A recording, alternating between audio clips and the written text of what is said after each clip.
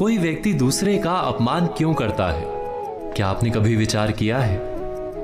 वैसे तो हम भी बिना कारण बहुतों का अपमान करते हैं।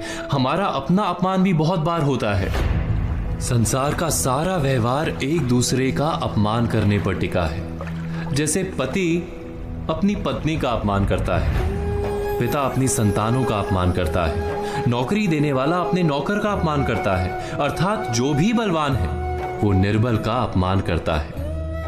यदि हम शक्तिमान हैं तो अपमान के बदले में लड़ाई करते हैं, और यदि लड़ने की शक्ति नहीं होती तो हम अपमान सह लेते हैं, स्वयं को निर्बल और असहाय मान लेते हैं।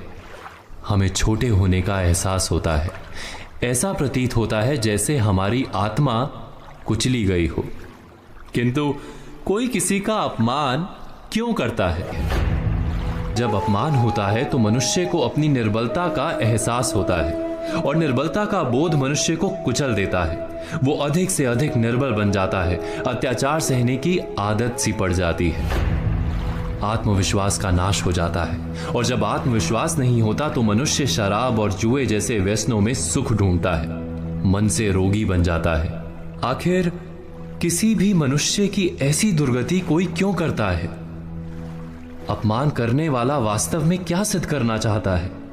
कभी गहराई से विचार किया है? वास्तव में हम किसी का अपमान करते हैं उसकी निर्बलता सिद्ध करने के लिए, ये बताने के लिए कि हम अधिक शक्तिमान हैं। अर्थात वास्तव में अपमान करने वाला स्वयं अपने आप को शक्तिमान या बलवान सिद्ध करने का प्रयास कर रहा है। अपमान करने वाला हकीकत में अपनी शक्ति से आश्वस्त नहीं है, उसे अपनी शक्ति पर भरोसा नहीं है। दूसरों को चुनौती देकर वो अपनी शक्ति पर विश्वास प्राप्त करने की कोशिश करता है। क्या ये सच नहीं? जब हम किसी का अपमान करते हैं तो वास्तव में इतना ही प्रकट करते हैं कि हमें अपने बल पर भरोसा नहीं।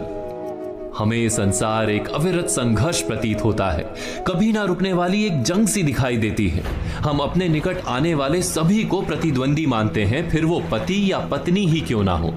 हमें निरंतर लगता है कि हमें अपनी शक्ति सिद्ध करनी होगी, अन्यथा हमारा शोषण होगा, हम किसी के गुलाम बन जाएंगे।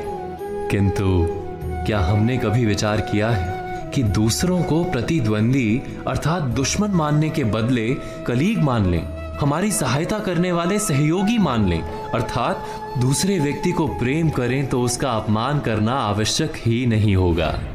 किंतु प्रेम करने के लिए आत्मविश्वास आवश्यक है। जिसे अपनी शक्ति पर विश्वास नहीं, वो प्रेम कर ही नहीं सकता। अर्थात जिसका हृदय आत्मविश्वास से भरा होता है, ना वो अपमान करता है, ना अपमान को स्वीकार करता है। क्या ये सत्य नहीं? इस तथ्य पर विचार अवश्य कीजिएगा।